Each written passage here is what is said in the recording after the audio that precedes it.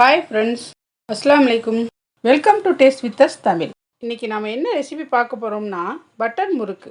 பொதுவாக நாம் கடைகளில் தான் பட்டர் முறுக்கு வாங்குவோம். வீட்டிலேயே செய்யும்போது சுவை ரொம்ப அருமையாக இருக்கும்.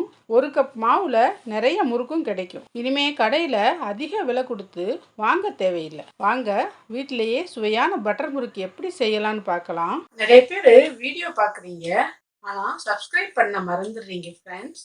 நீங்கள் சப்ஸ்கிரைப் பண்ணிங்கன்னா எங்களுக்கு ரொம்ப ஹெல்ப்ஃபுல்லாக இருக்கும். மறக்காமல் சப்ஸ்கிரைப் பண்ணிக்கோங்க.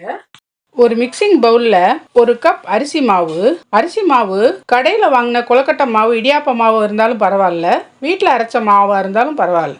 அதில் 3 டேபிள் ஸ்பூன் அரைச்சி சலித்த பொட்டுக்கடலை மாவு சேர்த்துக்கணும். 2 டேபிள் ஸ்பூன் கடலை மாவு, 1/2 டீஸ்பூன் சீரகத்தை கையில் நல்லா கசக்கி சேர்த்துக்கணும். 1/4 டீஸ்பூன் பெருங்காயம், 1 டீஸ்பூன் உப்பு, 2 டேபிள் ஸ்பூன் லேசாக சூடாக்கின பட்டர் சேர்த்து நல்லா கலந்து விட்டுக்கணும்.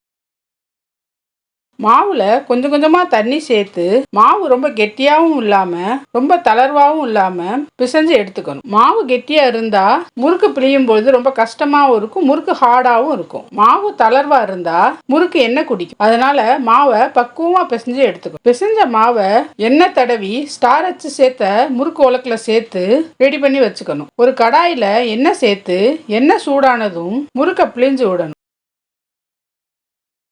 முறுக்கு எல்லா பக்கமும் நல்லா வேகிற மாதிரி கலந்து விடணும்.